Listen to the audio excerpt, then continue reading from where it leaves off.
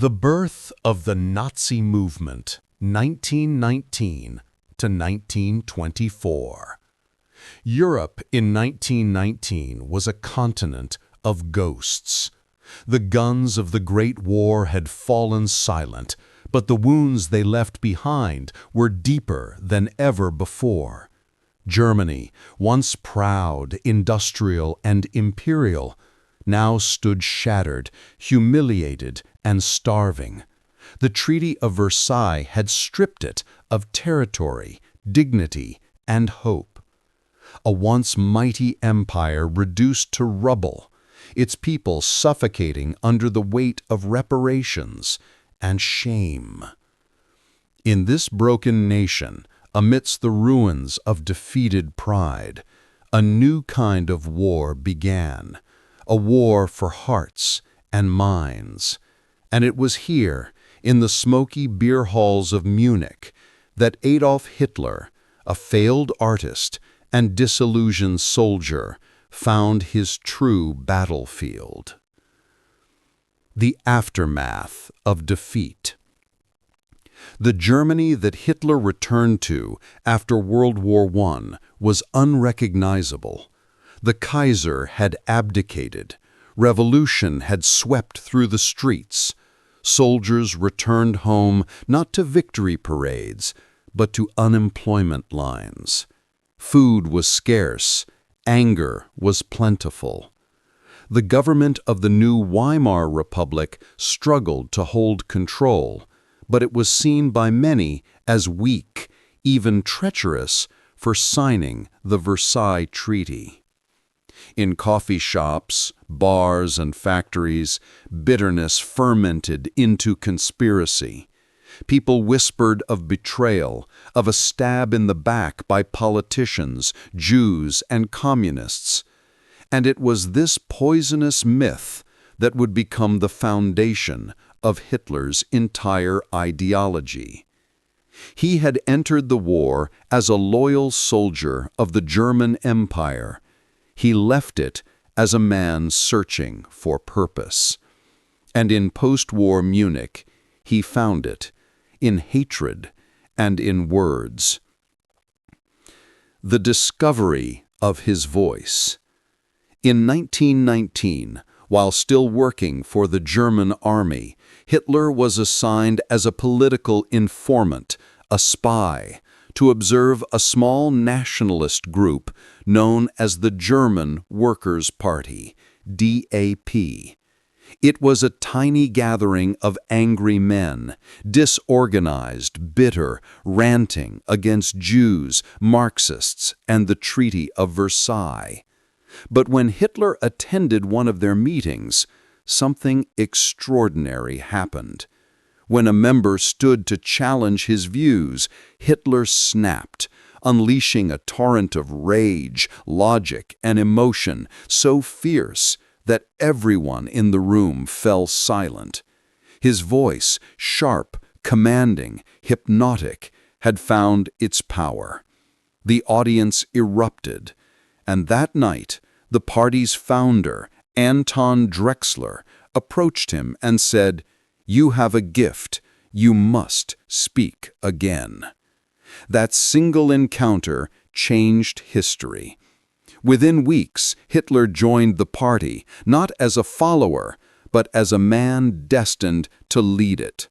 By 1920, he had transformed the German Workers' Party into something new, something far more dangerous. The National Socialist German Workers' Party, or Nazi Party. The birth of the Nazi message. In a Germany desperate for direction, Hitler gave people simple enemies and simple answers. The Jews, he claimed, had conspired to destroy the nation from within. The communists had betrayed its soldiers, and the politicians in Berlin were puppets of foreign powers. To a population drowning in despair, his words were intoxicating. He offered not policy, but pride. He promised revenge, restoration, and rebirth. Hitler's speeches were unlike anything Germany had ever heard. He began each talk softly, almost conversationally, drawing his audience in. Then, slowly, his tone would rise, anger, passion, and fury. The transformation from Chancellor to Führer, 1933 to 1939. Berlin, January 30th, 1933. Snow falls quietly over the Reich's chancellery.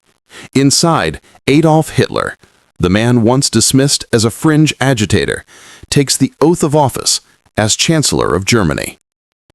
Outside, thousands gather, waving torches, shouting his name, their faces licked with fervent hope.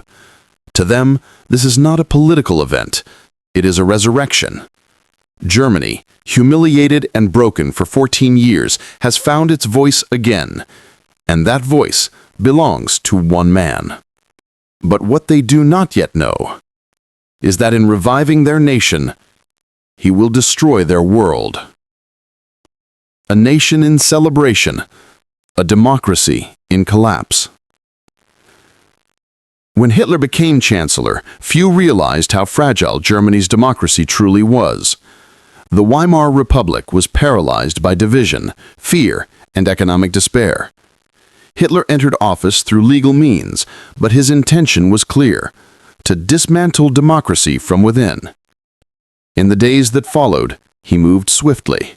He spoke of national unity and moral rebirth, promising order after years of chaos.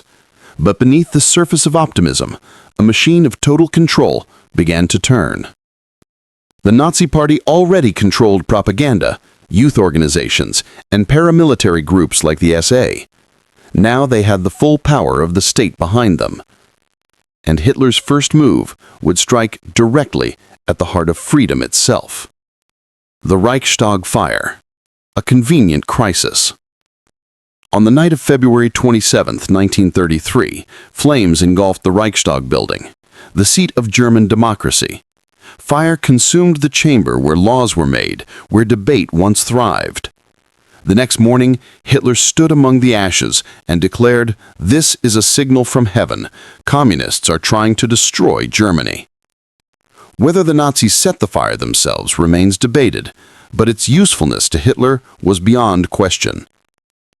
He demanded emergency powers from President Hindenburg, and received them. The Reichstag fire decree suspended civil liberties, freedom of speech, freedom of the press, freedom of assembly, all vanished overnight.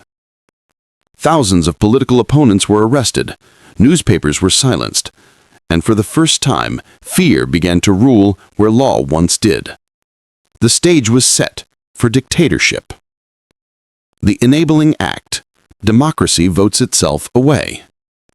In March 1933, Hitler presented the Enabling Act, a law that would allow him to rule by decree without parliamentary consent. He claimed it was temporary, a necessary measure to restore order, but in truth, it was the death warrant for German democracy. The vote was held inside the Kroll Opera House, surrounded by armed Nazi guards. Communist deputies had been imprisoned, others were intimidated. When the final tally was read, the act passed with overwhelming support. Applause filled the hall. That day, the Weimar Republic ended, and Adolf Hitler became, effectively, a dictator, all within the framework of the law. In the tense years leading to the Second World War, the question of the soldier's political will, his right to choose, to vote, to express individual opinion, was a question that existed only on paper in the authoritarian regimes of Europe. In both Nazi Germany and the Soviet Union, the concept of a free vote had been stripped of its democratic essence and replaced with orchestrated displays of unity, loyalty, and fear. The story of the military guard in these systems, the soldiers, officers, and political enforcers who carried the will of the state, is a story of obedience disguised as choice, of ballots turned into tools of propaganda, and of loyalty votes cast not with pens, but with salutes and blood. When Adolf Hitler rose to power in January 1933, he inherited a fragile democracy, the Weimar Republic, where soldiers once swore allegiance to the Constitution and the German people. Within months, that oath was replaced with a new one, a personal oath to Adolf Hitler himself. It read, "I swear by God this sacred oath that I shall render unconditional obedience to Adolf Hitler, the Führer of the German Reich and people, Supreme Commander of the Armed Forces, and that I shall at all times be prepared, as a brave soldier, to give my life for this oath." In that moment, the idea of voting or independent will in the German military evaporated. Every soldier's allegiance was now political, spiritual, and absolute. The concept of the military vote in Nazi Germany was not a matter of casting ballots in elections, it was the act of submitting one's personal conscience to the Führer. Elections, when held, were mere theater, national plebiscites where the result was predetermined and dissent unthinkable. In 1934, after the death of President Paul von Hindenburg, Hitler consolidated power by merging the offices of president and chancellor, calling upon the German people, including the military, to vote in a national referendum approving this change.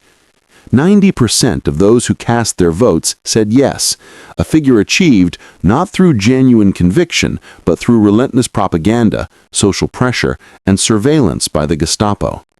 Soldiers voted in their barracks under the watchful eye of Nazi officials, ballots pre-printed with slogans praising Hitler's leadership. Abstention was considered treason, opposition, suicide. Thus, the act of voting became an oath of loyalty, reenacted on paper. Before the war began, the German Wehrmacht and SS guards were indoctrinated to view the Führer's will as law. Political education replaced civic awareness. Soldiers learned not the rights of citizens, but the duties of Aryans. In military training schools, officers explained that democracy was a weakness, the system that had stabbed Germany in the back after the First World War. The ballot box, they were told, was the tool of degeneracy, the rifle, the instrument of renewal. The Nazi Party's concept of Volksgemeinschaft, the people's community, fused military discipline with political conformity. Even before the invasion of Poland in 1939, the army was mobilized not just for war, but for ideological purification. Soldiers filled out forms swearing loyalty, attended mass rallies where they cheered in unison, and listened to speeches that framed obedience as participation. In that sense, the Nazi regime conducted its own version of a vote within the military, an ongoing ritual of affirmation where every salute to the Führer, every Heil Hitler, was a symbolic ballot cast in favor of tyranny. On the eastern side of Europe, Joseph Stalin's Soviet Union followed a parallel but distinct path. Officially, the USSR maintained the illusion of universal suffrage. Even soldiers were voters. The Soviet Constitution of 1936, often called the Stalin Constitution, guaranteed the right to vote to every citizen, including those serving in the Red Army. In practice, this meant little. The Communist Party of the Soviet Union was the only legal political entity. All candidates were party members or approved affiliates. The act of voting was ceremonial, a public confirmation of the unity between the people, the army, and the party. Soldiers in the Red Army, including the elite NKVD guards, were routinely mobilized to vote in these orchestrated elections. Ballot boxes were carried into military camps and frontline positions. Voters received a single list of candidates, and though they could technically cross out names, doing so invited suspicion. To vote was to declare one's loyalty to the state, to Stalin, and to the socialist cause. Propaganda posters showed soldiers dropping ballots into boxes with slogans like, "With the rifle we defend the ballot," and "The Red Army votes as one." The symbolism was powerful. The gun and the vote were united under communism, both serving the same master, the party. Within the Soviet military structure, political officers known as politruks oversaw ideological discipline. They ensured that soldiers not only voted correctly, but thought correctly. During elections, politruks organized meetings extolling Stalin's leadership, often forcing troops to publicly express gratitude to the regime. The ballots themselves were counted in secret, and results were announced with near-perfect uniformity, usually 99% approval for the communist candidates. This was not democracy, but mobilized obedience. And yet, the Soviet state celebrated these rituals as proof that socialism had achieved unity without dissent. Each man pledged his life to Adolf Hitler personally. The SS oath was not merely military, but metaphysical. It replaced voting with veneration. Within such a structure, the idea of a vote could only exist as symbolism. Every order followed was a form of assent, every act of violence a reaffirmation of the Führer's vision. In the Soviet system, the political commissars ensured that soldiers' minds remained aligned with party doctrine. They conducted discussions after battles, emphasizing the heroism of the Soviet people and the wisdom of Stalin's leadership. 1939 the Red Army was thus to 1945, voting, not with ballots, the expansion, but with slogans, the madness, with victories, and the collapse of a dream.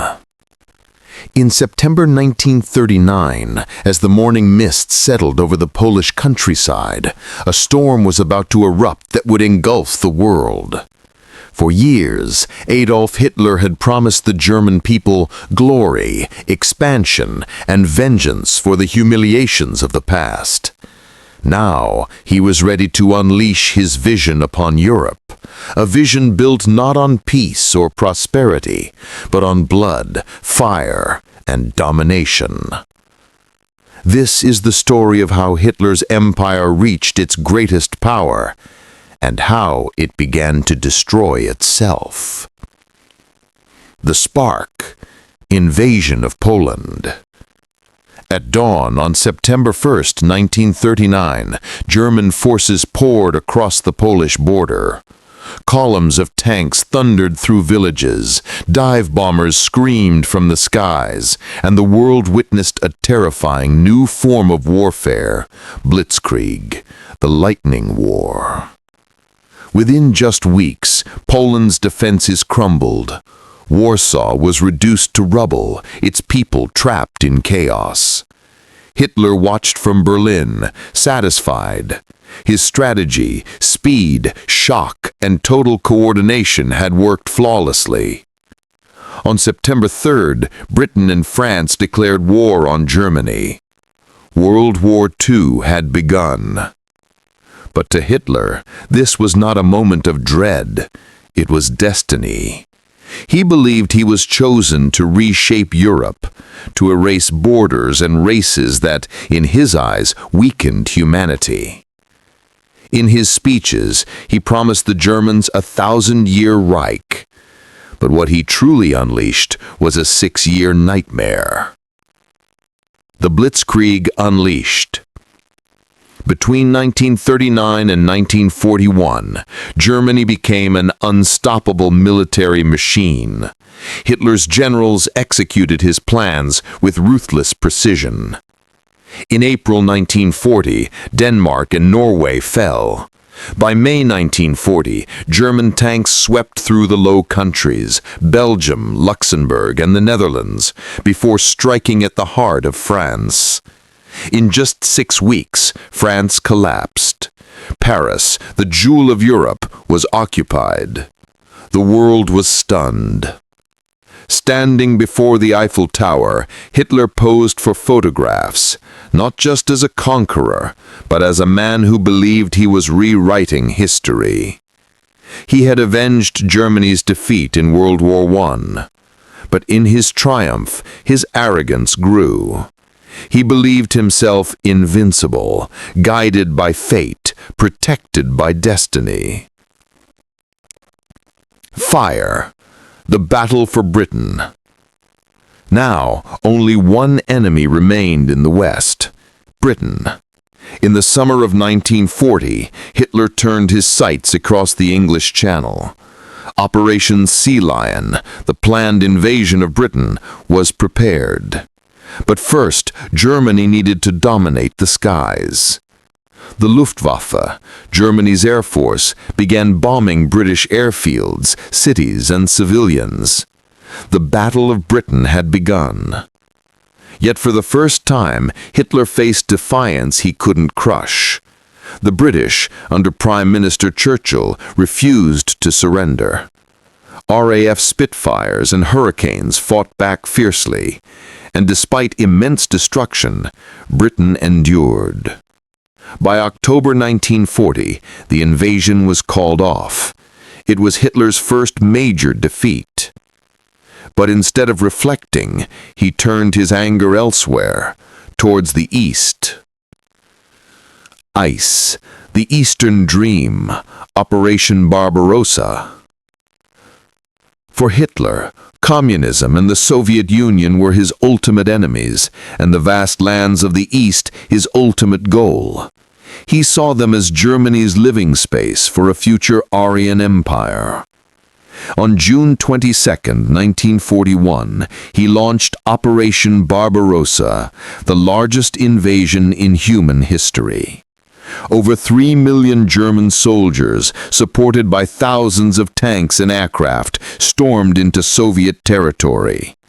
In the beginning, success came swiftly. Cities fell one after another: Minsk, Smolensk, Kyiv. Hundreds of thousands of Soviet soldiers were captured. Hitler watched from Berlin, satisfied. His strategy, speed, shock, and total coordination had worked flawlessly. On September 3rd, Britain and France declared war on Germany. World War II had begun. But as autumn turned to winter, the war changed. The German army was unprepared for the brutal Russian cold. Fuel froze, weapons jammed, and soldiers starved. At the gates of Moscow, the advance halted. Soviet resistance grew fierce, led by a leader as ruthless as Hitler, Stalin. The dream of conquering the East began to crumble, and with it, Hitler's sanity began to crack. The Holocaust, the darkest chapter. While his armies fought on the front lines, another war, secret, systematic, and monstrous, was being waged behind them.